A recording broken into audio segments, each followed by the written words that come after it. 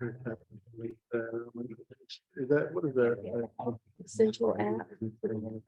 Ma'am, can you sign in, please? And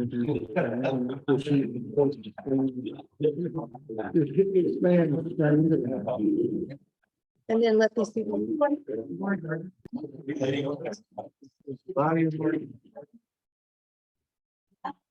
I know you will. To be.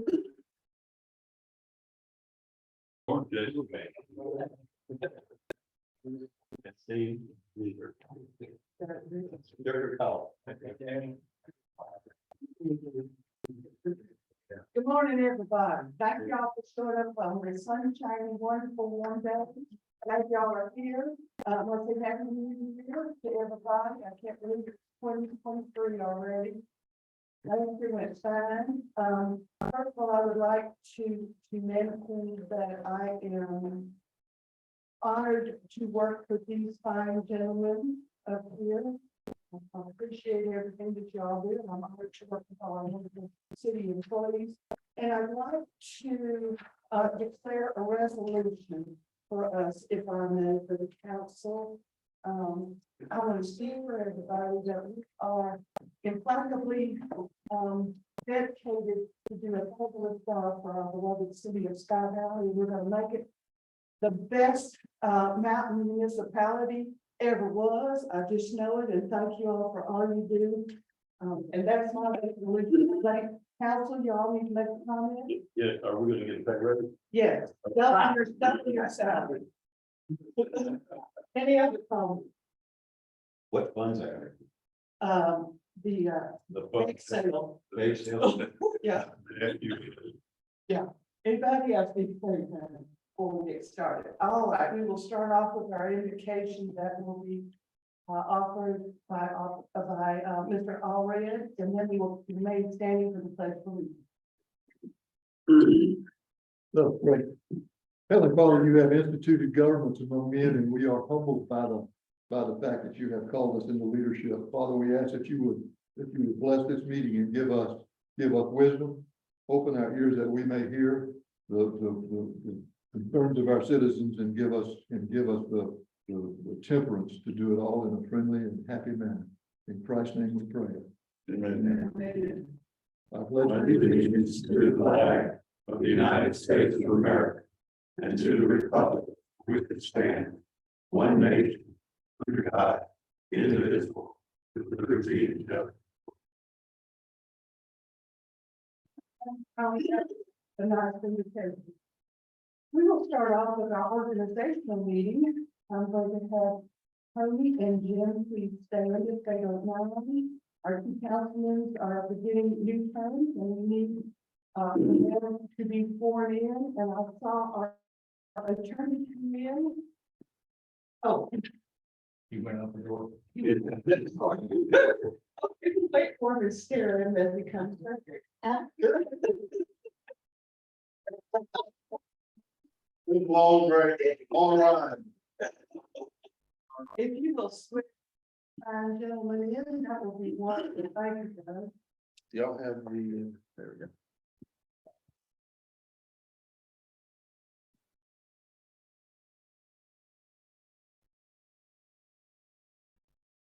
Raise your right hand. I'm gonna read it and then y'all can just say. It was really bad. They're like,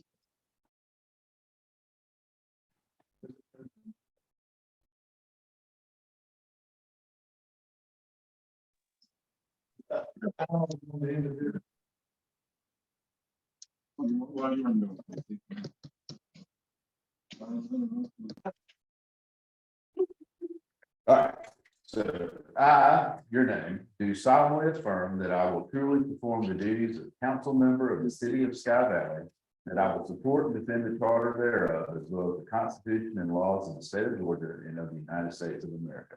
Only already, I do. You, Chris, I do. All right. Congratulations. Now we have another. Thank you, gentlemen, for agreeing to serve again. This is wonderful. All right, our next business on our organizational meeting is to nominate and select a 2023 council president. Council president, as you know, as per our charter, will take over the mayor's duty if the mayor cannot be present or is unable to serve. Do I hear a nomination for a council president? Mayor, I would nominate, Bill Oliver to continue in that role next year. Thank you, Tony. Any other nominations? All right. All in favor, please signify by saying aye. All opposed? It is carried. Thank you. Our next one is our regular meeting dates. That's what we set up every January, our regular meeting dates. And in your packet, I know that you've reviewed the dates. It's basically the third Tuesday of every month, except for in November and December, which we kind of scramble it around so that we don't interfere with Thanksgiving and Christmas. Any discussion, Kat? Do I hear a motion? Just to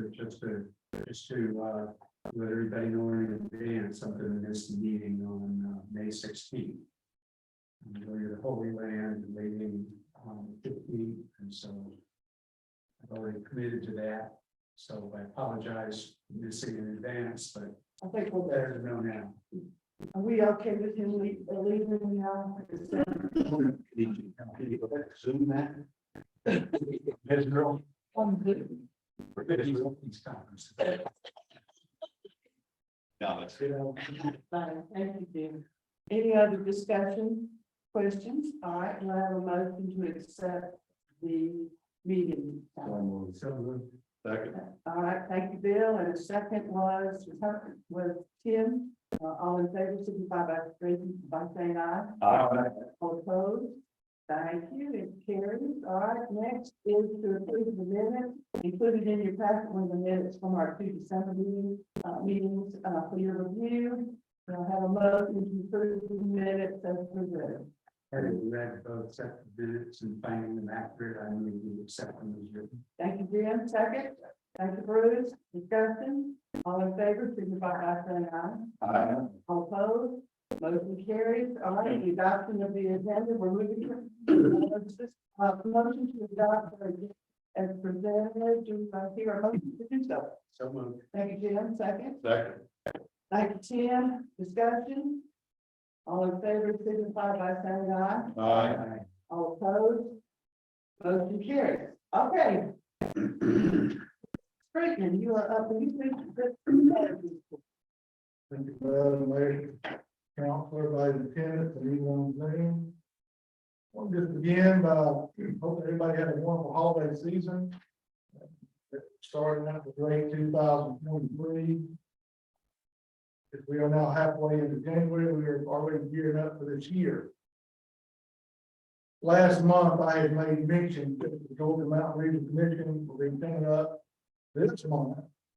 There's some field work. Still waiting to hear from them on that, but I reached out to them last week. They are planning on coming up sometime, hopefully this month. The field work is of course for the water system mapping that we're doing, but they are making progress from talking with Mr. Ryan and GMRC. Also, last month I mentioned that we were finalists with PEN. PEN is a partnership for inclusive innovation. This is a program that's been Georgia Tech. Pretty competitive. They picked 30. There's 30 communities, cities, counties in the state. We were one of the 30 that was picked. And of course, what this is, we would host 2 interns who are graduate students for 12 weeks this summer. There's no cost to the city for this. We've also identified some potential projects for these emerging professionals to include updating our code replacement plan and integrating that into the water system mapping, which should be the bones for the GIS or Geographic System Information System. Another project is that we have been discussing the feasibility of trying to put an EV or electric vehicle charging station, maybe somewhere in the city, maybe the new City Hall Visitor Center, exploring grants, trying to make that happen. Also include maybe doing a solar power panel. So we've been doing some research of that, so, again, this internship is no cost to the city. The only requirement the city has here is that, we are to try to help them find temporary housing. And so with that being said, just want to get the word out that if anybody that's here, anybody that may be listening or watching this later, if they have short-term housing, feel free to reach out and we can, get past the information on to the folks at Georgia Tech. But again, there's no cost to the city, they receive a stipend. And, we're excited about that. Wanted to talk about the culvert replacement here on Sky Valley Way. Anybody knows this is the culvert right out here. From the tributary that runs parallel with the road. We're hoping to have that work done next month. Also, in fact, I spoke with Caldwell Construction. They are available to do that next month. We're trying to get a couple more quotes, but they did provide us with a quote to do that work. This has been discussed in previous meetings. This project actually was our fiscal year 23 LA grant funding cycle. We've already received that funding. It's gonna be about $63,000 to replace these two walls. The LA was around 34,000. And we also applied for a triple E grant. As you all may have known, we've been very successful in getting those with the Evergreen Road as well as the Valley Reg culvert. That's gonna be about 8,000. It wasn't as robust this year in the past, but still, we'll think we can get. So that's 63,000. We had about 42,000 grants to move forward. If we do that for the Caldwell, they would probably need to close the road for about 5 days. This would essentially be phase 2, where the Morley culvert project was phase 1. But if anybody has noticed the caution cones, the orange cones, there's some settling going on the other side of the road there. And one of those culverts is in complete failure. So it does need to be changed, of course. That's what we're looking to do. And we'll certainly get the word out in advance notice so people can schedule for them. But thank goodness we have alternative routes to get around. Will we go back with a single culvert or? It'd be two culverts. And I think there's 36. We're talking about going back to 42. If we go too much higher, we're going to raise the crown of the road. We won't do that. One of them is complete failure. And do we have an idea how much the utilities go through that? Well, there's obviously, I think there's a 6-inch line runs through there. I'm sure there's power. I mean, we'll have to do our locates and that's all been taken into consideration. But it'll just be like any other project. You try to work around it and try not to hit it. So I hope it's marked well. So. Same utilities that we ran into with the Morley culvert, they pretty much routed that along that thing. Jerry, can you speak? Mike, I mean, we know a water line's there. Sure, there's power that runs through there. Through this one, Right through here. oh yeah, they, just, was it the 6 is on that side, the same side. Where you turn up to go into the chapel, there's a 6-inch down through there. I'm sure there's power stuff running through there as well. But, actually, in that hole where the cones are, the pipe is destroyed. It's into, and there's an old meter box there. I don't know if it was irrigation for that hole for the golf course or what, but there's some obstacles there yet. Can we do without having to shut that water line down? Can we bypass it or do we leave it in place and dig around it? Yeah, we're gonna try to leave it in place and try to go under. We're hoping that it's on top of the culverts and go under. But there is a lot of pressure down here, and I'm afraid that once we get close to it, it might blow. So we may have to shut it off, do some work, and then turn it back on. So, and then just work back and forth like that, and hopefully it's not, but. And we're gonna be down there as they're working. debate of the water system's all looped already, so. Right, yeah. We would just have to section off this area while they're working and go from there. So there's not a way to feed these areas through another supply line? Well, see, most of it is pumped to Alex Mountain and Wildbird and all that, and even Sky High, and then it comes back down into the low parts here, so. We've got some more investigating to do on maps and trial and error stuff to figure out if we can bypass this right here. And how Well, many, I know for sure we're gonna have to be turning it off and on as they're working. You know, if they dig out a 20-foot section right there, and a 20-foot stick of pipe may blow out, you know what I'm saying? I know up here on Ridgepole, that was 70 feet of culvert. How many feet of culvert on this project? You know? It's probably every bit of that times two.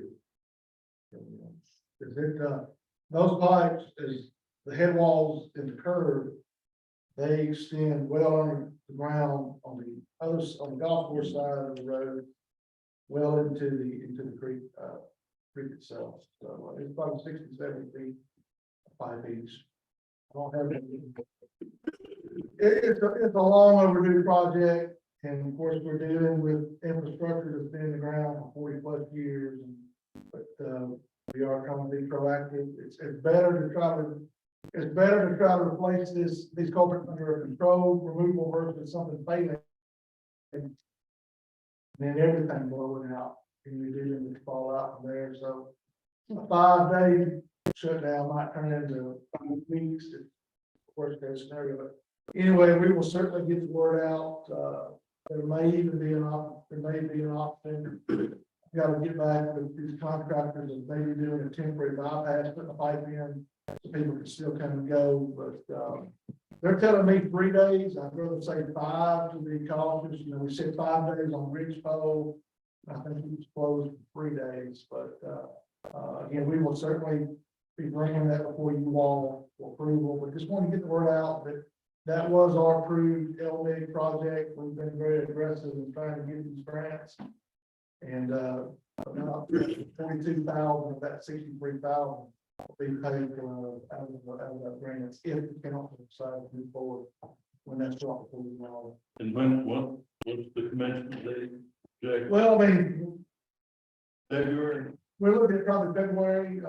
We need, obviously, that's going to be we would need to try to bring it for you all for approval. Then it's going to be trying to find 4 or 5 nice winter days they can do it. So, but certainly we'll be watching the weather. We'll be getting the word out, just like we did the Ridgepole. We'll be trying to make sure that people are well aware so they can plan accordingly. But it may be March, but according to Caldwell, if we were to go with them, they've been a great partner so far. And they could do it if they're selected. We've already seen flooding there, so this is part 2 of the. You can call this phase 2 project. Yes. And with proper head walls, I'm hopeful that we would get a longer life out of that culvert than the original one. Yeah, that's true. Any other questions in my report about that, before I move on? As far as if we close out fiscal year 22, I know I sent y'all the numbers, but I just want to give a brief overview of what it looks like we're at.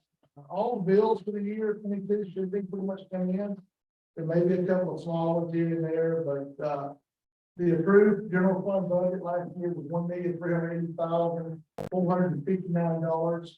It looks like that for the year we spent about $1,309,783, which I believe about 70, right at $71,000 what we underspent.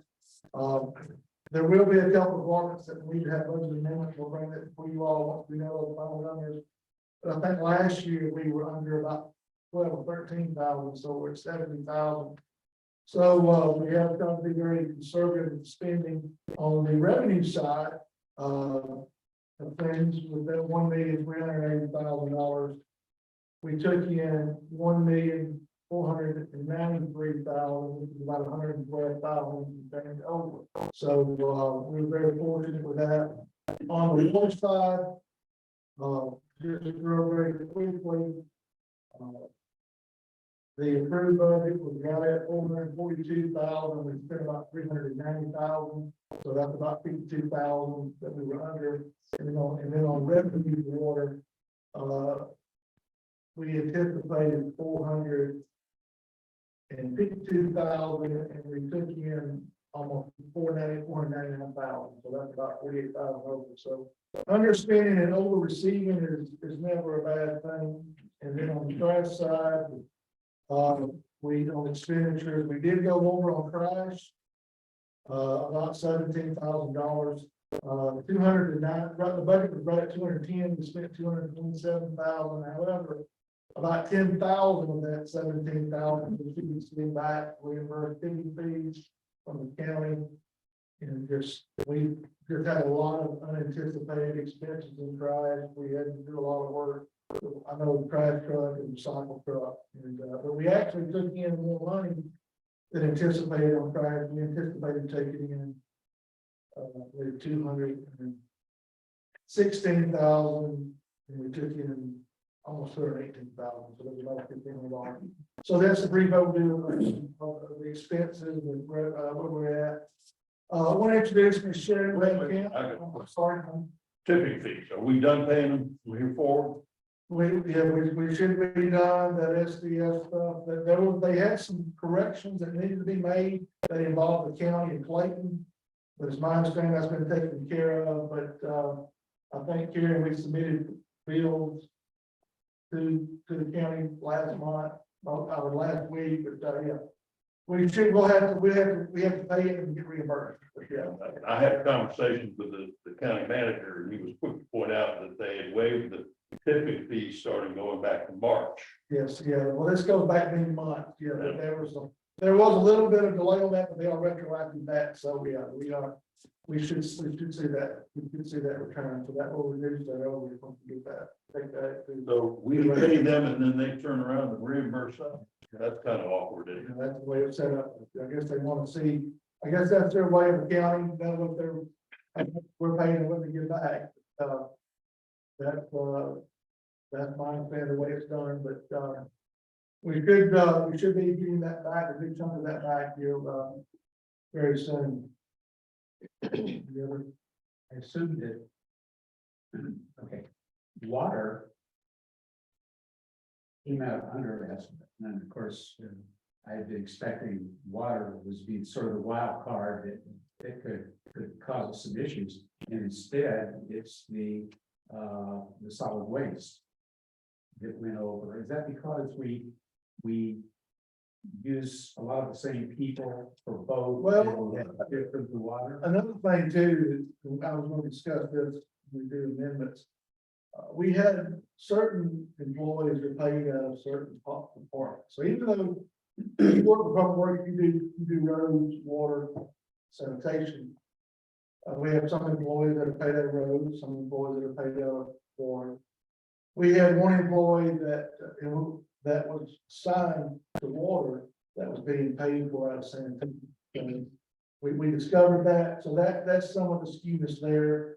There was a few months of that, we discovered that, we made that correction, but still it hit the books, so when I say we're over, if you washed it out, those few $1,000s of that salary would actually reduce that over on the water, but we can address that next month, but, by and large, even though we were up 17,000, there were extenuating circumstances, it's not like we just blew the budget. We did have a couple of unforeseen expenses with the trash truck, but I did, for transparency, I did a little report that it wasn't overage, but it can be well explained. Okay, and in public safety, and again, there were some overages there, but I think there's some state related circumstances. On the police side, there is, I mean, I'll put the number down, officer.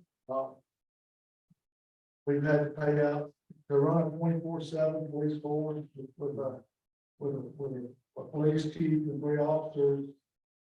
Even though there was some savings and Austria was being done on the personnel side, it was well eat up in overtime to maintain that level of service.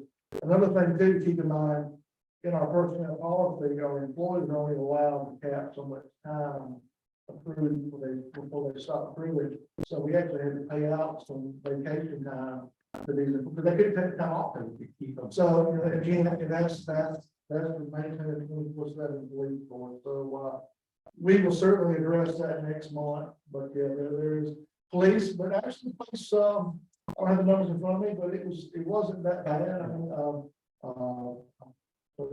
we did have a couple of departments, but by and large, we do try to watch the dollars wisely, and, I was pleased with the end of year results there. So, thank you. Thank you. Good job. Thank you. Quick, can I ask a question about solid waste? Is there anything we can do to pave that turnaround up there on the other side of the dumpster? You know, where people go out and turn around over there? Yes, really- it's got gravel in it. It's, Well, some of that around in the big city, I guess, some of that probably Merrill, would be. Probably so. That building and stuff right there where the compactor is. Yeah. You're talking about down. He's talking about the gravel spot. Gravel spot. Was the gravel in it, something? We can use the pipe and do that here, there, and we just put a little, like a half, cul-de-sac, turn around on through. Yeah, I don't think so. I mean, it, I know, I think we talked about that, yeah, we can, that certainly can take care of that, we'll talk about that, if we don't get it taken care of by the next meeting, we'll certainly have a plan in place for that. I want to introduce Sharon Van Camp. Sharon is our new, she'll be our business center person when we get to the new building, public information, webmaster, communications, city's growing, as you all know, it's got 14 houses.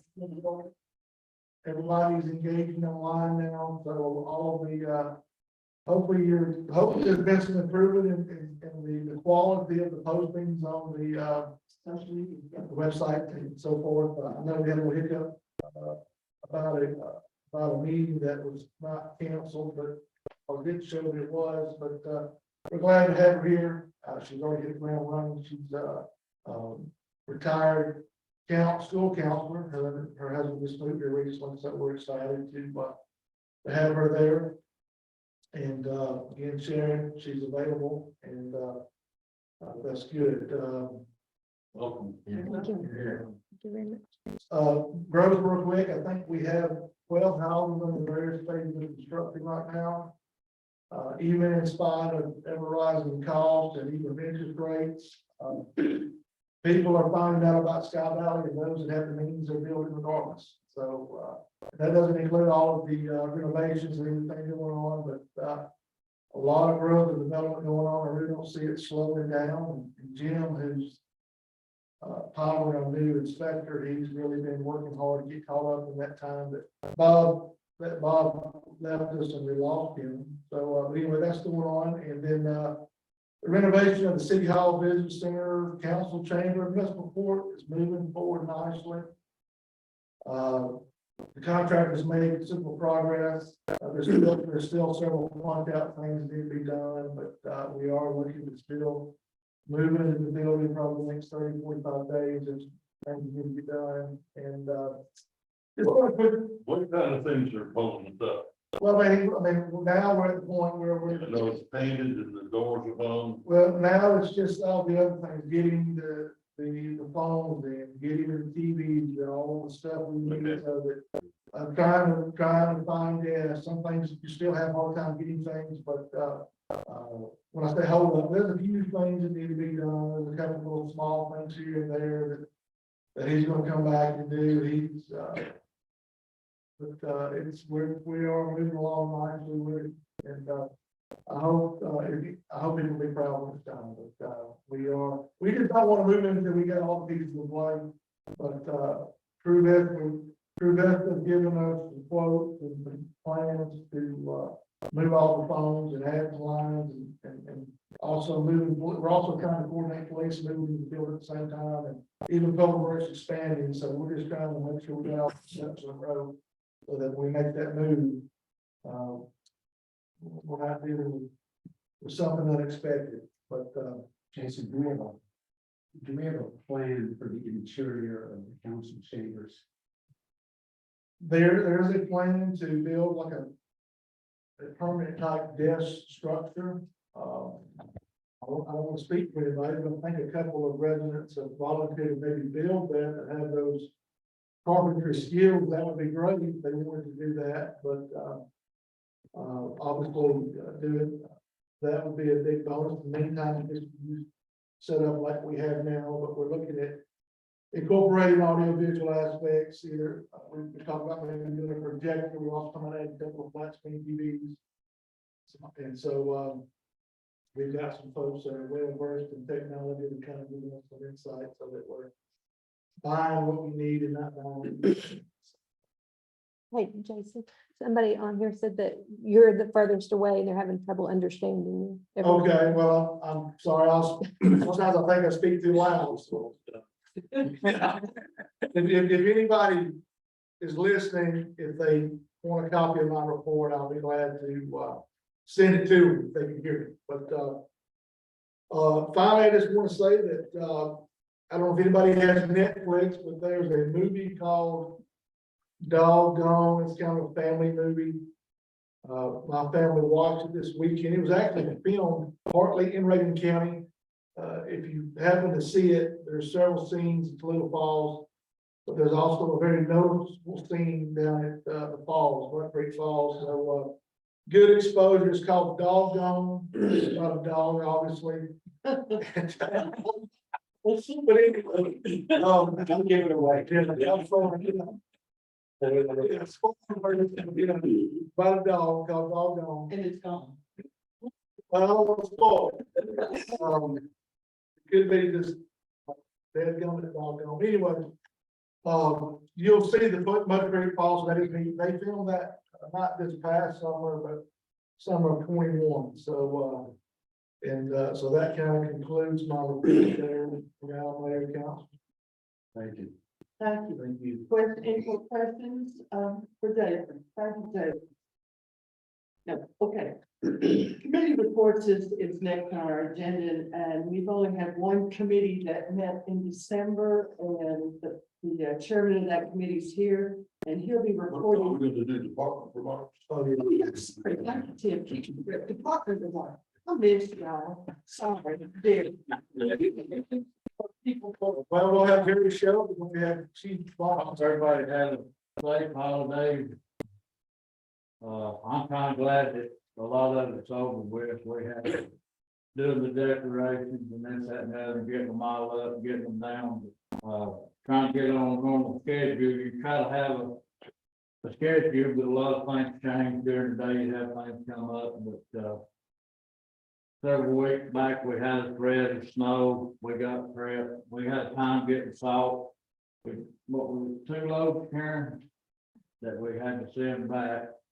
And ended up, actually, we traded 1 load with the city. Got kind of thought we needed to go in the grinding machine to make grind got going it up. Had it ready, and of course, we didn't need it. Of course, that's better. We got it for the next red if it happens, but it's ready to go. We get some more patching, redefining the business, the leaf backing and the trimming. We're doing it as we can, as weather permits, and all the other things that come up during the daytime. If you have a water leak pop up or work orders, that kind of thing that people turn in and call in about, and then emergency things. But other than that, we're moving along pretty good with the staff. I'm down to 1 right now that left and went to the county. But we'll make it through it. Evergreen Road, as you go down Evergreen, the Sheep Cliff turns off to the left. When Caldwell comes back to do some touch up on that patch that he done out here on the ridge pole where the big dip was and new culvert went in, we're gonna make an apron where you come off of Evergreen to Sheep Cliff, so it's just a lip right now. When they come back there, and we'll go back in and make an apron for that, and where you can come off of that smoothly. And we'll just keep pushing forward, A call on the ridge pole, are they gonna put another layer of asphalt so we don't have that dip down in? that's what they're gonna, the way that road is and it comes down like that. It's gonna have to be cut back further on each side. If you're with me. Yeah, I'm with Then build up and put it where you gotta move, transition there, get it where it goes down and that comes back up in. Any questions? Thank you, Jerry. Oh, I do have a question. Can we fix the brakes on the garbage truck? The brakes on the garbage truck, I can hear that thing all over Sky Valley. You know what happens to that? We've seen it several times and it's debris. Really? And we have had them change. The time or two, they said, well, don't need it. I tell them, you know, we need to have brakes put on it anyway, you know. And seen it several times and it was debris, sand and rock and all that goes up in there. They can sweep. I can tell where they are. Tim, that's when we run out, drag our garbage. That's pretty loud. Get you out of bed. We do check each on vehicles, so I'll go through those when I get back to the office and see if anything's put on there about it. If not, I'll look at it and double check it, make sure. But we try to do preventive maintenance today that we do on our own. We try to take care of it. It's not too big. And we'll call around and see if we can't get somebody to take care of it for it. Thank you, Jerry. You have anything you want to say, Cody? Yeah. Everybody. On the water report, I'd just like to say, after the freeze, we didn't have near the amount of water, loss that I thought we were going to. I really thought we were gonna be in for it, but turns out we were in good shape. We only found a couple of small leaks and then ended up finding a pretty good size one in a house, but other than that, it was pretty good. We're gonna try to start doing some well house maintenance, probably mid-April, starting into May. Once it gets a little warmer, we're gonna try to paint the outside of them and do a little bit of maintenance on the inside. And as far as the samples go for the boil water advisory, we haven't had a single sample that's come back contaminated. So just let that be known. And the last thing is we're pumping and distributing about 100 to 110,000 gallons a day. So that's Even this time of the year? even this time of year. About, I'd say 3 years ago, wintertime really would slow down, maybe prior to COVID. Yeah. We'd pump about 70,000 a day. And I haven't seen it under 100 in a while, so. So the city is definitely having money come in from water. The leak he's talking about was Schaumburg, it was off of Schaumburg tank. You get to watching the tank and you get your levels and your reading. Cody said, something's going on, we've got a leak somewhere. So you start looking, waiting on that call to come in. It starts picking up, getting in water. So he looking at lot valves, which lot valves are there for my builder, check your meter and hook it up and get them water. But there was a house on Public Bridge, it's been having a lot of work done to it. And it was close to the weekend and we went and was looking in PRV pits and hadn't seen nothing obvious and been around. Cody took off walking down Covered Bridge. He's checking every meter. Check. And that one meter was just absolutely going. And trees down around the side of the house, and they could hear it, and they looked in the window there and they hear it. Got hold of them and, before we shut it off. What's been the thing, but the inside of the house was back in the ceiling, falling down from the upper part of the house. But that's the hard, sometimes that's the hard one to find. It takes a while, but we got it found, got it cut off, before they'll be doing a little more remodeling.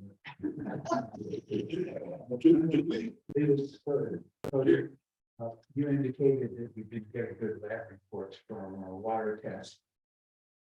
Is this a regular testing program, or is this when the pipes break? The one I was referring to is when the pipe break and we got to issue full water advisory.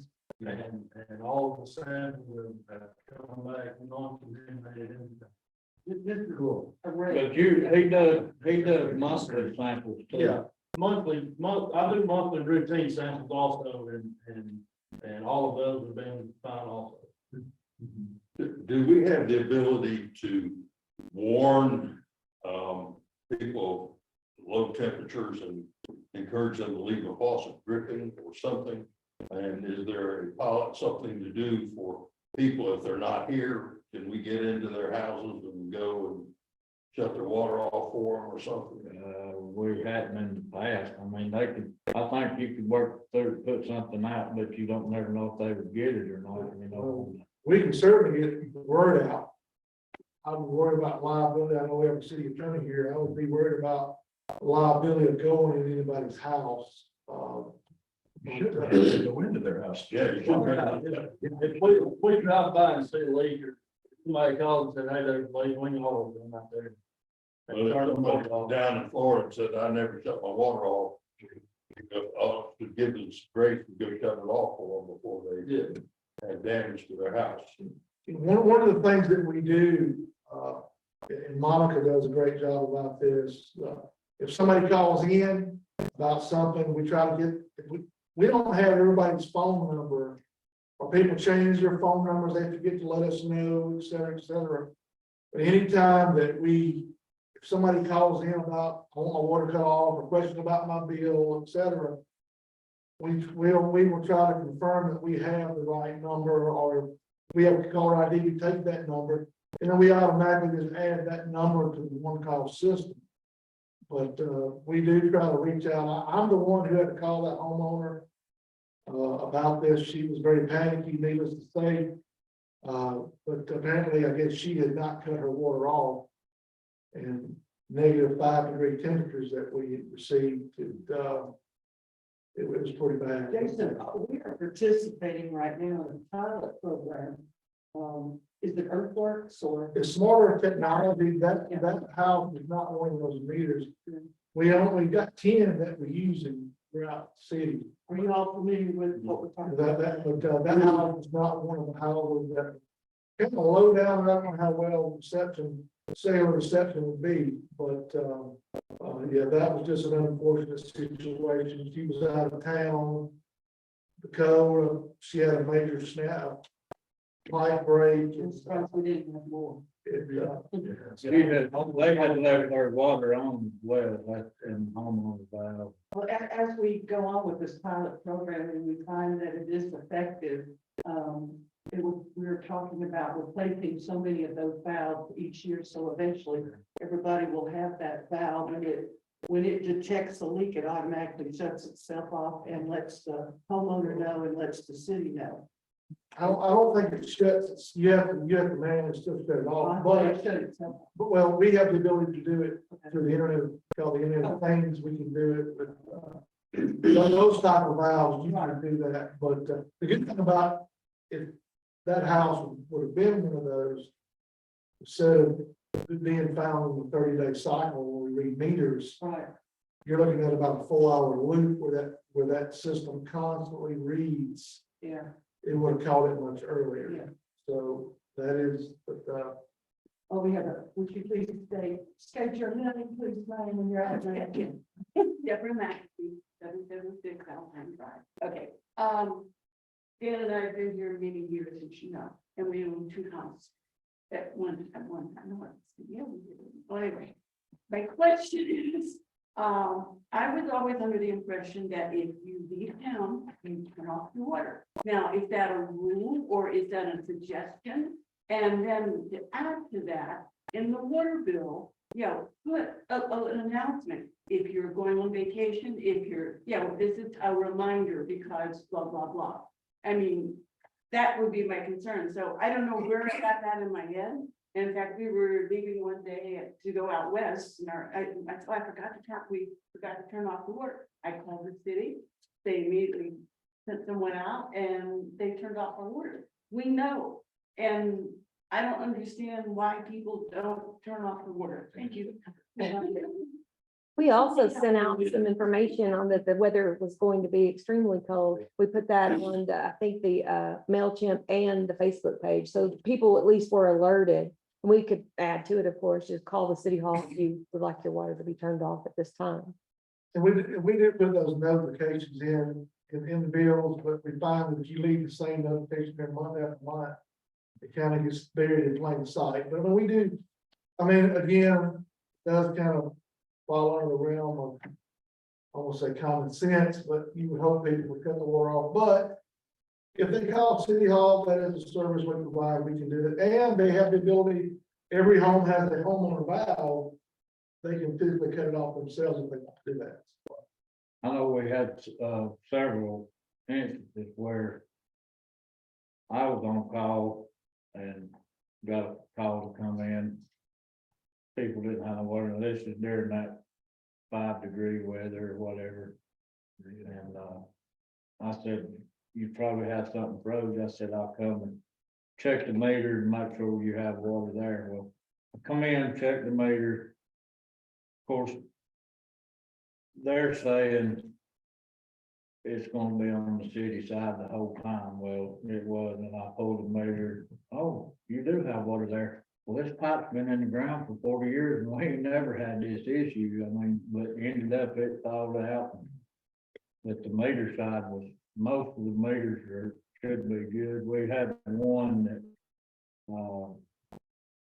it's kind of questionable, but I think it's fine. But anyway, I think this time of year, it'd be appropriate maybe to put together a communication plan as a reminder in all of the issues and channels that we use. So that everybody gets a reminder. And just leave your faucet dripping, then all that pressure's got somewhere to go. That's all you gotta do. it could have been a lot worse. I was surprised. I really was. Well, let's get to Do we have a policy about leaving the water dripping? Have I seen that on water bill or someplace not to do it? It's Good homeowner practice to do that. if you leave the gate on and get house or gutter. Say that again, Dan. If you, when you're gone, leave your heat on and turn your water, your homeowner valve off, and you don't need to leave it chirping. Yeah, simple as that. I'm curious about one thing. We've talked about all the new construction that's gone on around here over the last couple of years. Where are we with the capacity of our water system? Do we still have plenty left? Yes, sir. Yes, sir. The EPD has allowed us that we can withdraw 300,000 gallons a day. So we're well under capacity. Okay. Yeah, When we renewed that permit, if Reddit's code said 300,000. Probably peak July 4th, what, maybe 230, 220, 240,000 on a peak weekend. We still have some capacity, but we are obviously trying to be proactive with that. We've actually even looked at just trying to think about, there's going to come a time we may need another tank. So, but the city is growing. Yeah. You're ready for. You bet, Chief. Chief, before we start, I would like to give you a message from a citizen that called me, Ms. Payne, on Payne called, and she wanted me to give you a medal of accommodation I told her I didn't have any, but I would certainly thank you for you going well beyond your duties and responsibilities. She was trying to leave quickly with her 2 sons to leave town. And they had 2 bags, one with clothing and one with garbage. And guess which bag went to the garbage?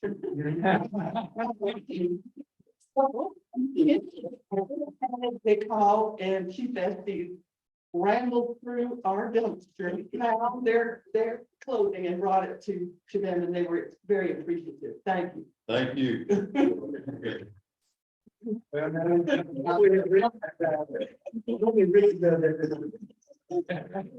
any footage? Is there any footage of that? I'm not sure, I hope not. Although it would probably be comical. Oh, yeah. It was at Valley Reg. And, you know, I had the little, I was in there and I was trying to get it and. Yes, head first into the dark. You're sticking out. Running with that woman lost and she said she put. No, I was busy trying to get out. My feet sticking out the door and one no way to get out without getting all the way, turning around and crawling back out. That was a fun day. You could ask Miss Morley about that because I turned everything over to her, you know, and then she directed me to their house. Yeah, it was quite a funny day. She truly appreciated it. Yes, ma'am. Well, I won't bore you all with stats into the year. Normally I try to go through all the stats for the previous year, but this is getting kind of drawn out. I've got some highlighted areas we'll focus on. I think you all have the stats for the year anyway, but I was sitting back here just trying to narrow this down to give you the highlighted areas. On an average, this past year, we have seen more traffic crashes, bad traffic crashes than in any year since I've been here. We're working on an average of 2 major crashes a month in our town. You know, we had 1 fatality and we've had several major injury crashes. And people want to know why. Well, every crash that we've had, major crash, has been speed related or aggressive driving related. Coincidentally, those are the 2 most common complaints we get. People tailgating, riding, passing me in the curves on 246, you know, riding my bumper all the way down. You know, it's all related when you look at it. But, you know, we've averaged 2 major crashes a month throughout the year. Chief, have they been inside Sky Valley or out on 246? Part of 246 is Sky Valley.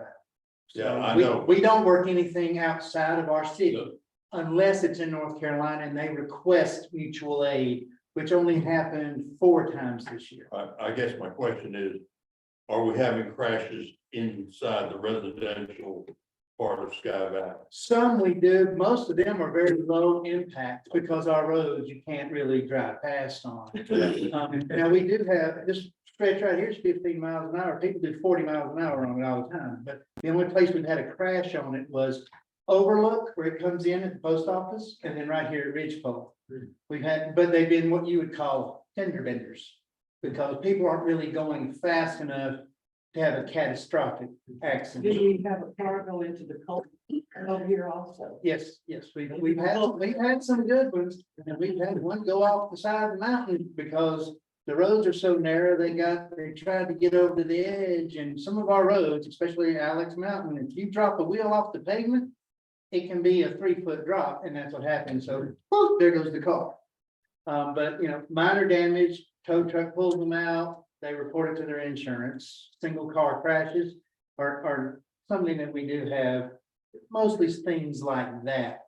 But most of the major crashes have been on either Bald Mountain Road, right here, you know, where you turn into the resort.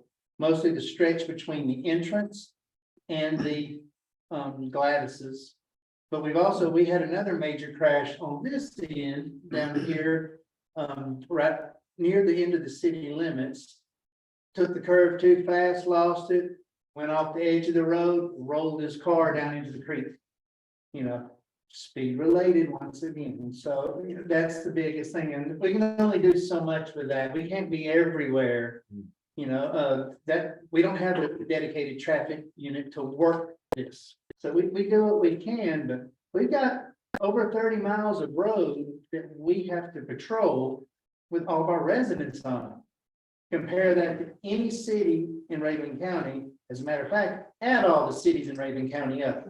We have more road than all of them combined. Okay, so we have a lot of area that we have to cover. You can't get from over there to over here very quick sometimes. But we don't focus in on the traffic side, even though it does result in bad crashes sometimes. As a matter of fact, throughout the year, we made 624 traffic stops. That can be anything from a DUI, a speeder, a stop sign violation, driving in the middle of the road, or whatever. We made 624 stops. About half of those we gave warnings to. About half of those we give tickets to. Even though we give people a 20-mile-per-hour cushion, we still we still wrote 360 tickets. As people going over 20, 25 miles an hour over our speeds. So that's kind of, it all links back to a couple of common problems. But other than that, one of our most common calls was public assist. We call it public assist, which means it's usually not a law enforcement issue, but the public has no one else to call, so they call us and we go deal with it. It can be anything from, I fell in the driveway and dropped my groceries and I'm 80 and I can't carry me, things like that, to, I can't get the water meter off and I'm trying to, we help people do all these little things. We had about 100 calls to do non-police related things. We made 18 arrests over the year. 3 of those were DUI. 1 was a sexual assault. 1 was a general theft. And most of them were just general thefts and things of that nature. Domestic violence could be anything from arguing and fighting to even had somebody stabbing someone, shoot at somebody. We've had a little bit of all over the spectrum, which is kind of strange because when I came here, we never got these kind of calls. Never. Now, we had about 18 arrests based on these things this past year. So that's another thing that we're not exclusive to what's going on in the rest of the country. So this is just our little dose of it. But those are kind of our big areas. And go ahead. Would any of that be related to visitors to Sky Valley, renting homes? Most likely, because these are not we don't arrest what we would call our citizenry, people like those who are here. Year-round people. No, when they call us, they just generally need help or assistance or something in that nature. But a lot of this has to do with vacant homes, rental homes, people here visiting for the weekends or renting for the week or the month. Most of them are not residents.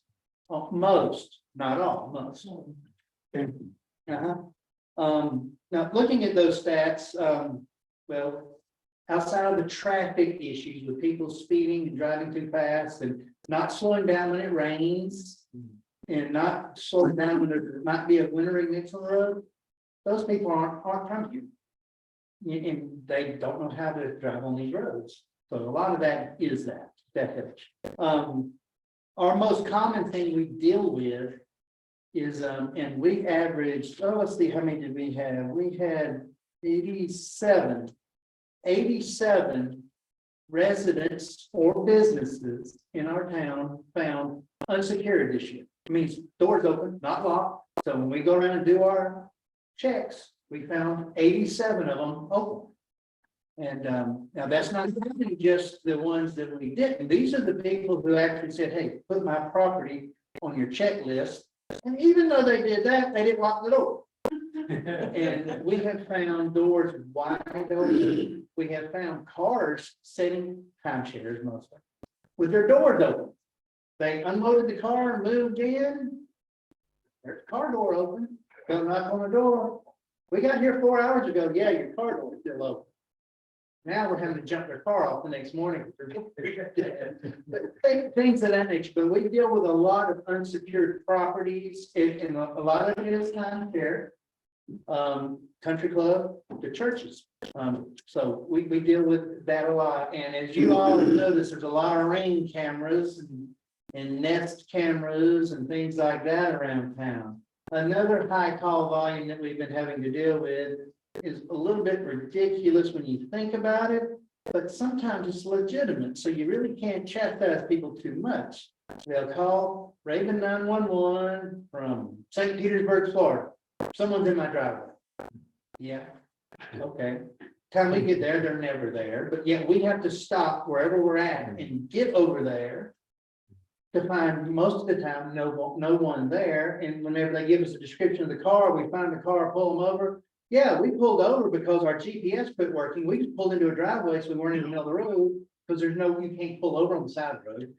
And they were looking for that, or someone's walking down the side of the road and their camera picks it up and they want to call, say, hey, there's people walking in front of my house, what do they do? And they call 911 for these. So we dealt with over 100 of those that happened. So those things can be a blessing and a curse, but it keeps us running. Which brings to the next point is our staffing issues. David will not be back until this coming August. So as you all know, it seems like he's been gone forever, but he should be back August, September, before we can ever put him back on shift.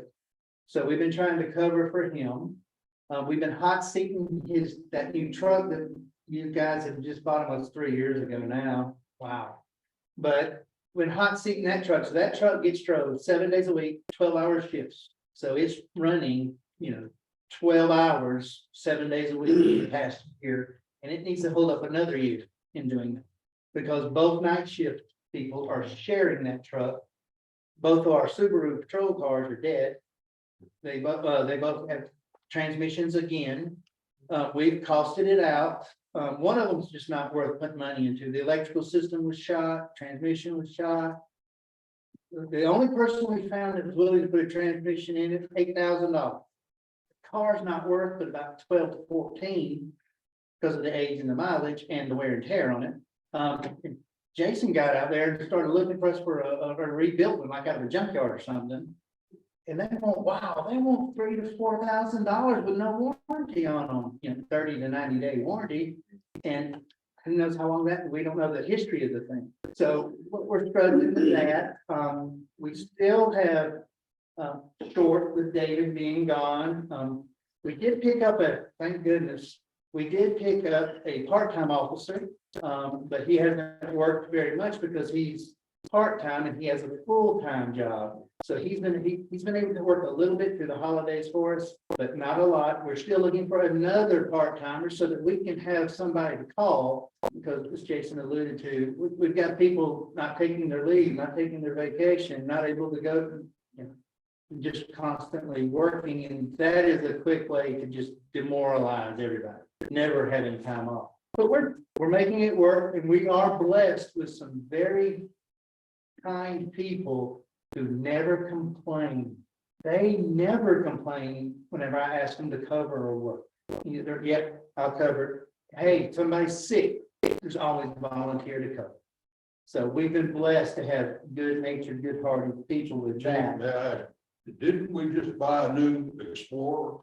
We bought one, and it's at the outfitter that will take some of the strain off, but it's still being trying to get vehicles equipped. We've about got it 90% equipped with everything that we're required to have on it. And then we got to find someone to do our labeling, and you got to have so many things that says police on it, or things of that nature. That will be next. We've gotten bids for that, but we had to rescind our the agreement we had made, because whenever we first made the agreement with the outfitter, we had $1,500 set aside for the labeling. Well, the company, they outsourced labeling, it came back at $8,000. So it didn't take me very long to say, never mind, we'll find someone else. And I've been searching quite hard. And there's some places out there that'll do it, but we've had some bad experience with this in the past. And so it's something that we have to be very diligent on, because we have stuff that has peeled off and things like that. And when I got here, we had logos on the cars that were not in compliance with state law. They have to be reflected, and they weren't. And Somebody said, tell the city dealer that? yeah, that's on them, and I don't understand, but they have found loopholes on black letters on black cars. And, not how I interpret the law, but they didn't ask. Trying to speed things up here, Sky Valley Watch is still functioning, we still try to have meetings. Through COVID, it has been hard, we've had a couple of meetings with only 1 or 2 people showing up, so, and we're still trying to keep it alive and going. So if you know of anyone that's interested in it, just send them my way. Whenever I get a few people interested, we will schedule another meeting again. Next is Georgia Association of Chiefs of Police. We're having to do our annual reporting for our agency. This is something that we're required to do. Keep our state certification in the department. We're doing all of that right now. Also, I was asked to serve last year on one of their panels and one of their boards and speak at their training seminars and things like that. I've had to step away from that because working shifts here, I've just had to keep just dancing and taking a time off to go do it. It was just undoable. So I've had to step off of my duties and responsibilities from the Chiefs Association because it was just requiring that time that I just couldn't. It wasn't fair to my people for me to ask off once a month, cover my shifts so I can go do that, even though that's our voice in the state. It just wasn't fair. But we're still in compliance with everything. We've still got everything. It's just that, you know, I was chose to be on those committees and I've just chose to step off. But we are still an active participant and we still are in good standing with them. And I still contribute as much as I can.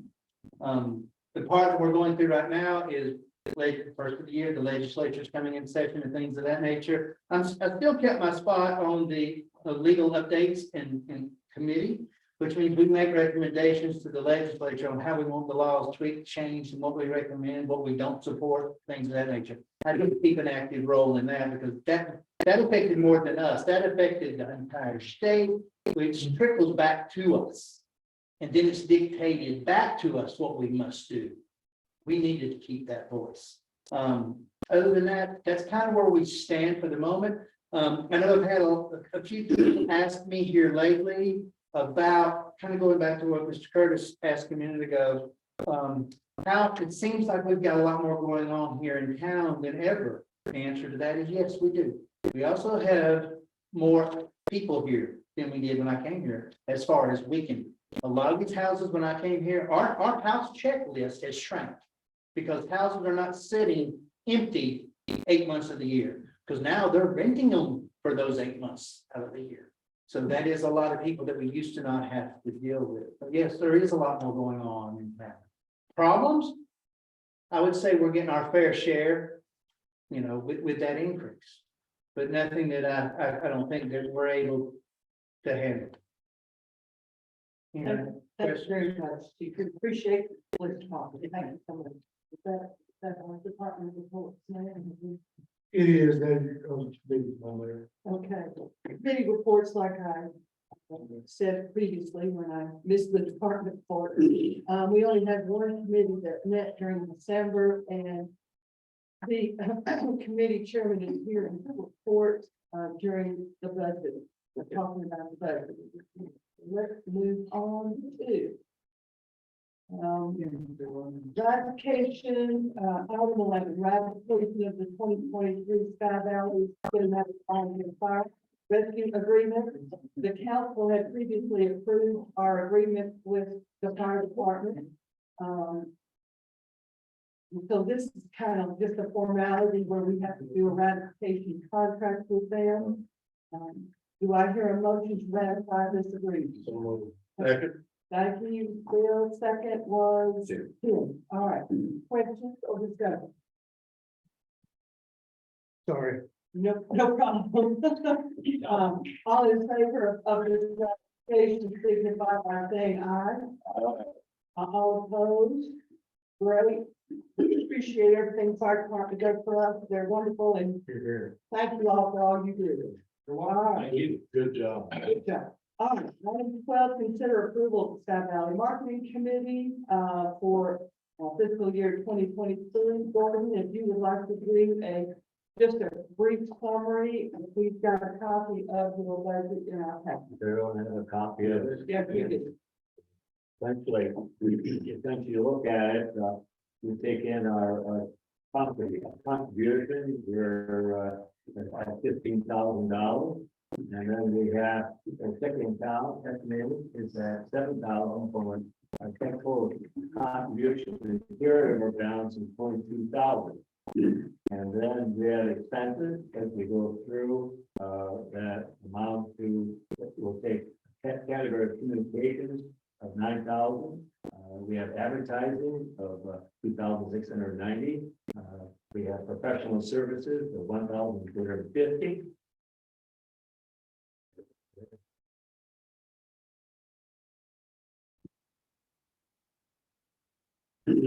We have general supplies and materials, that includes $1,960. We have Sky Valley promotions of $3,100. We have miscellaneous of 1,000 door, and we have total expenses of 19,000. The availability is 19,000. So at this time, you're looking at our total expenses, 2001, 24,000. Last year was 21,000. This year is 19,000. George, Any other questions? yes, I'm looking here on your revenue side, you say you got 15,000, Yes. so you're gonna have a deficit of $4,000. Well, 15,000 in terms of this is what's projected, yes, from last year we had a total of 25,000, so we're down to 10,000 this year. So we're reducted of 10,000. Got a carryover. We have Carryover. You have a carryover, Yeah. that's gonna fund your, Yes, the carryover is 7,000. So we have a total available, total contributions in carryover balance of 22,000. As of this morning, we bought for $7,105.94 in marketing checking account. And all of the bills for 22 been paid, so there's carryover. The city, as you may recall, during the budget, reduced to 5,000 from 15,000 the year before that. My understanding, the club and the POA are going to match that 5,000 each, so there's the 15,000, you take the 1,700 carryover, is where it comes up to 22,000. And their request for you all was 19, to spend 19,000 of that, which should leave about $3,000 Right. going into 24 without any commitments. That's correct. Any other questions or comments? Just a comment that I believe I recall from your previous report that the tourist tax brings in a little over $100,000 a year. Yeah, it does, yeah, it is. And the city contribution to the marketing committee is about $5,000 a year. It is, it is. So just putting some things in perspective. Okay. All right, have I done the motion yet? I have not, have I? Okay. Do I hear a motion to approve the marketing committee budget for 2023? Madam Mayor, I move that we approve the marketing committee budget. Thank you, Jim. Second. Second. Dr. Bill, discussion? All in favor of this approval, signify by saying aye. Aye. All opposed? Motion carried. Oh, I'm sorry. I didn't see you. Excuse me. Go ahead. Yes, sir. Would you stand and give your name and address, please? We don't have to stand. You can sit. I'm sorry. Now that you stood up. Oh, we were 33 Putter Lane, I was just gonna, it looks like there's some items missing on the budget. Under communications, I don't see any dollars for our communications specialist. Is he communicating on behalf of the marketing committee or? Her position was actually funded through the administration's budget that was approved last year. Some of the duties that she'll be doing would be contributory to the marketing, but her salary is paid for out of the admin general fund. Okay, so there's, part of the marketing budget is paid for out of this committee. And the other part of the marketing budget is paid for out of the general city funds. If you look that some of her duties, yeah, you could probably make that case. And knowing that some of the things that she would be doing would be complementary to marketing was one of the reasons why the recommendation was to drop the contribution by $10,000 for this from 15 to 5. So yes, you could make a case that some of that in kind is being done, but she does help out obviously with the position. Does provide some with the website maintenance, the social media versus contracting that out or what have you. That is support that's being added to this to kind of help minimize the cost for the marketing budget. Let me explain that right. Anything else, Mr. Wills? In the last marketing committee meeting, there was discussion that the website that the marketing committee had created by the Lawson Group needed some work. I also don't see that budgeted for. Well, that's now being handled by Ms. Van Camp. Yeah, she's, all of there's routine stuff. When I say work can be done, there's a lot of links to businesses, restaurants, places, et cetera, et cetera. Sometimes those links get broken. And so just things like that, but those are things that she's now being dedicated to doing, where we're not having to pay the Lawsons. Bottom line, instead of paying the third party, we can turn on. Oh, good, okay. So is there anything else with that? I can't remember the budget. Is there a marketing section in the budget? I'm just trying to get my mind around the total. It was the $5,000. That was said, that was when the council approved the budget last fall. There was $5,000 that was budgeted for marketing. Okay, so you're over budget already because you budgeted 5,000, but then you have the expense of the communications specialist. She's paid for out of the administration budget. Right, but It's all budgeted, 2 different places. Did that answer your question, Jim? I don't have any other questions. All right, thank you, sir. All right, let's move on to item 13, which is the set qualifying fee for 2023 general election, which is something that we automatically do. It's by state law. Did you see anything else about that, Jason?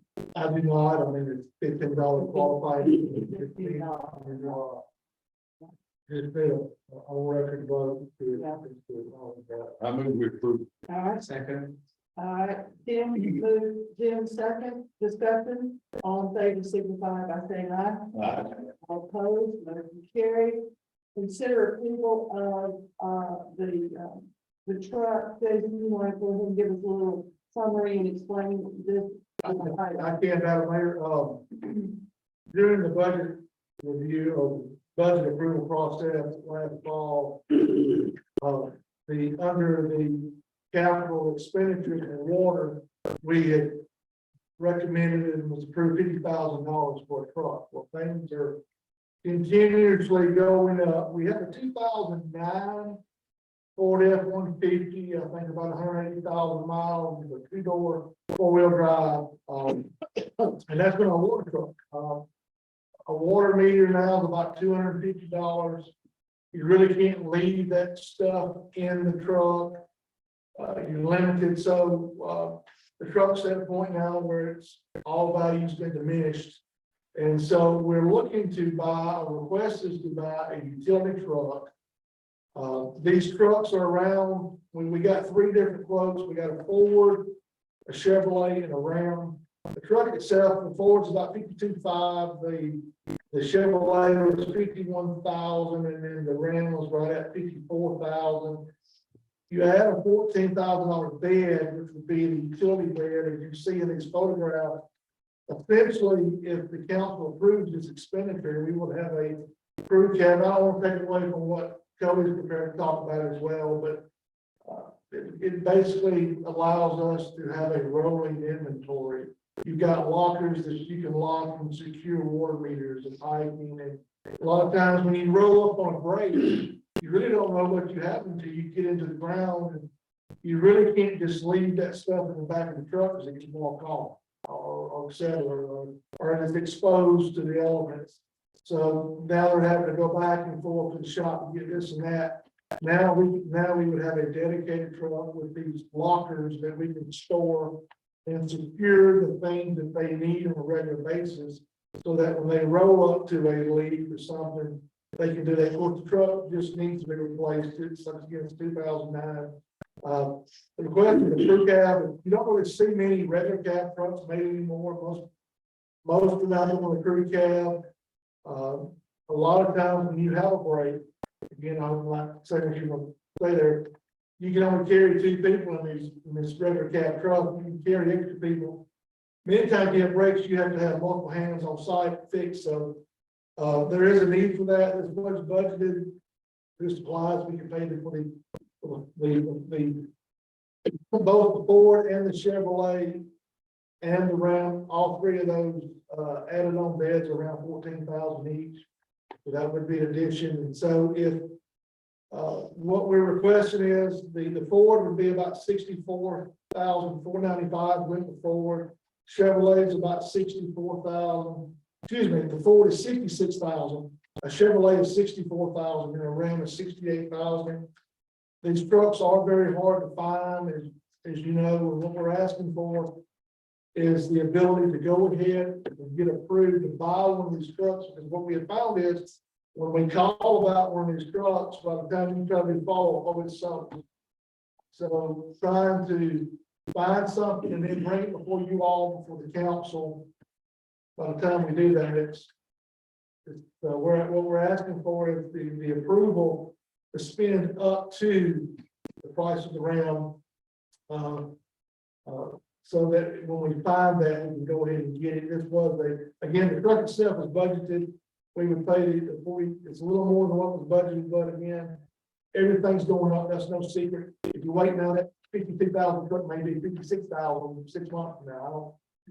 So anyway, How much did you have budgeted again? we budgeted 50,000 for a truck. That was just, and a lot of these trucks now, they come in, they're what you call chassis cab. They just come with a chassis. You have to add the bed, whether it's a dump bed or a flat bed or utility bed. So the trucks are comparable. They're a little more. I'd say one's 52.5, one is 51,128, and the Ram was, I think, 53,934. Prices have gone up, obviously. So we're in the ballpark for the truck. Yeah. The additional is. We will pay for that. Yeah. Lockers, we'll take each proposing to take out of supplies.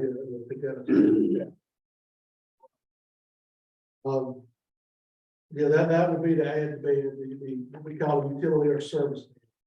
So, How would you word the motion? the motion would be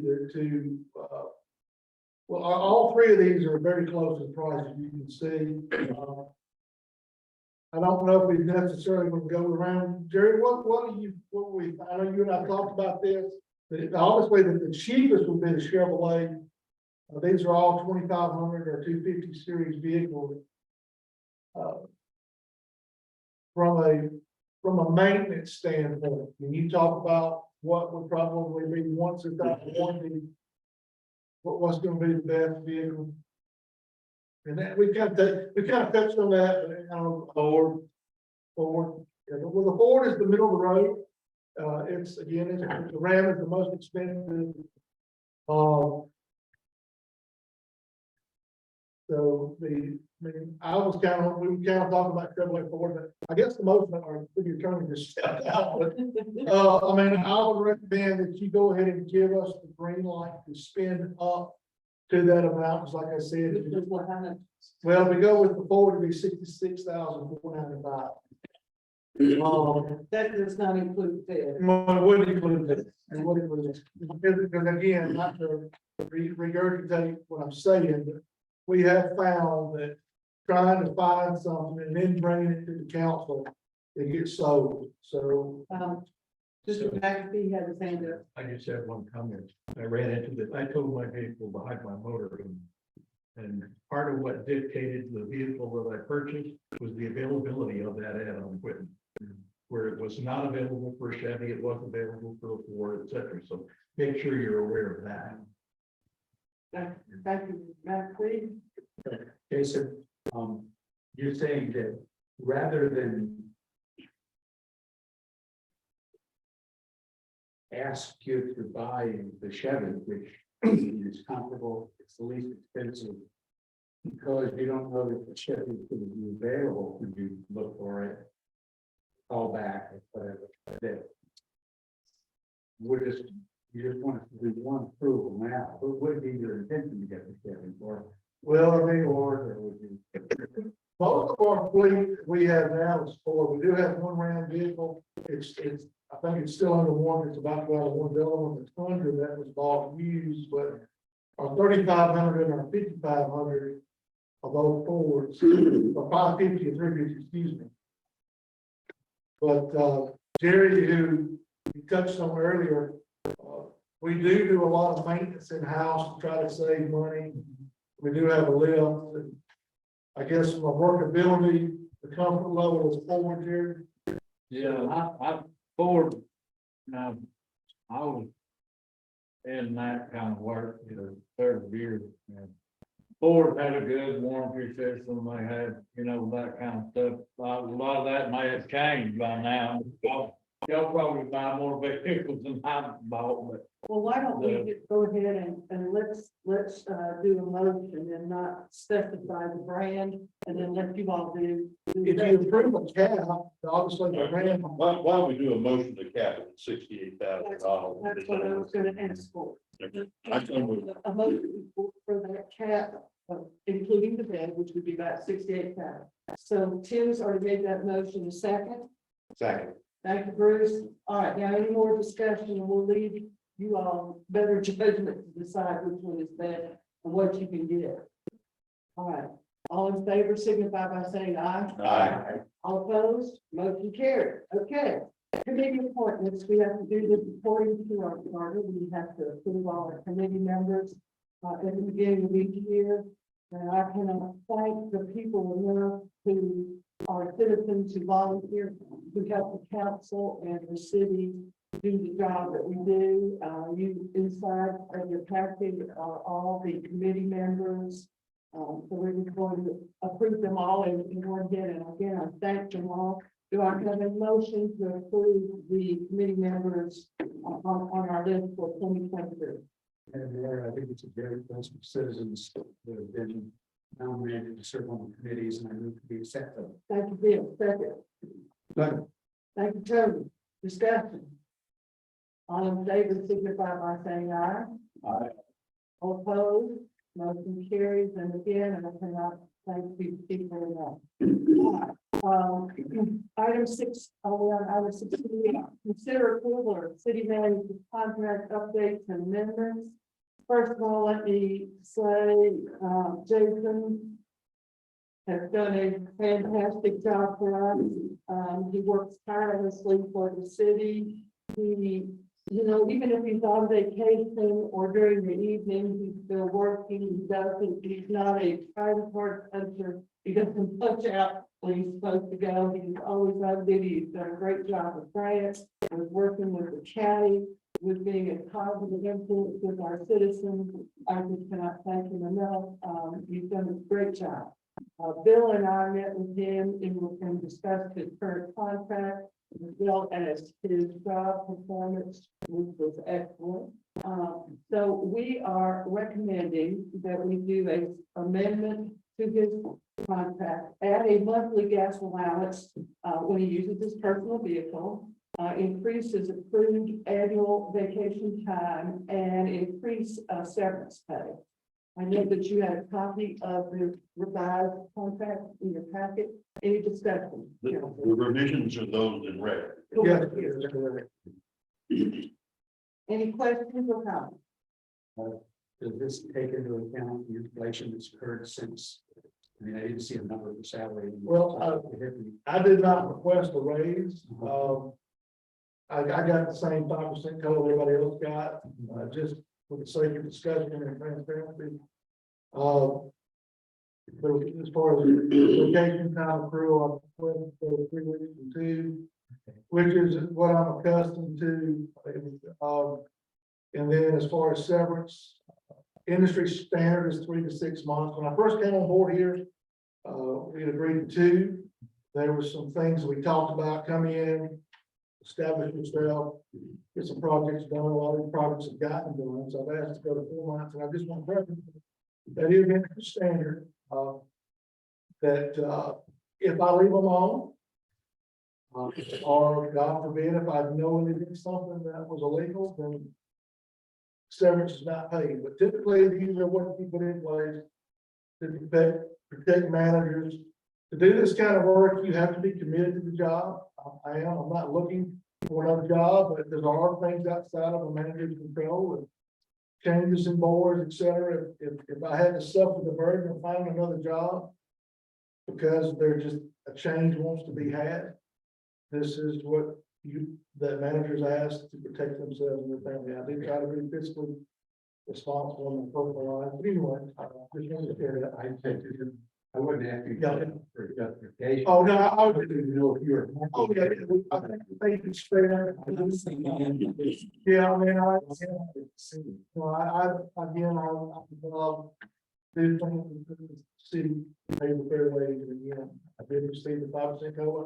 Everybody else received, thank you for that. Yeah, there's no Well, fundamentally, the thing that works is continuity. We want to make sure we have continuity. And the way this is written, if he doesn't perform and is terminated for cause, there is no second. If it's just, hey, I don't like the guy, I want him to resign. You know, we don't want to have to go through that unless it's absolutely necessary. So that's, On his most horrible days, and if I'm in City Hall, I'll say, "Do you have a good day, Jason?" He goes, "You know, I really love my job." So, you know, that says a lot. All right, any other questions? I have a question under number 8, resignation. The amendment is in the event the employee involuntarily resigns at the request of the mayor or council. Basically, you're actually firing him, and he's going to save face, or she's going to save face by resigning. Is that right? Is that kind of what we're? yes, but that's the intent, and of course, city attorney reviewed this, yeah, that, we talked about You that. have Doug, you can do this. Yeah, it's essentially, you know, a lot of times, when these things make the paper, of course, sensitive matters, but a lot of times you might see that that manager or superintendent, whoever resigns, a lot of times they're being asked, well, if you don't resign, you're being terminated. So that's what. Is this, Doug, you do other things. That's correct. And is this language common in managerial contracts? That resignation language, yes, just typically because of these types of jobs, there's only so many city manager positions around, so a person's reputation means a lot. Job opportunities. A lot of times you'll see a city wanting to get rid of a manager, and the manager doesn't want to be fired because that would be a black mark on the record and they want to get a job, so they will tender the resignation, but it is involuntary. Anything else? Anything else? All right, do I hear a motion to approve the city manager contract updates and minutes? so moved. Thank you, Jim, second. Thank you, Bill, discussion. All in favor, signify by saying aye. Aye. All opposed? It is carried, and now we are on to the public forum and general comments in person and business for the council. May speak for 5 minutes. Please state your name and your address. Do we have anybody online that wants to say anything? Okay. Thank y'all for coming, by the way. Adjournment. Do I hear a motion for adjournment? Thank you, Bill. Second. Tim? All in favor? All in favor? Aye. All opposed? Thank you. Bye. Um. Okay. Yeah.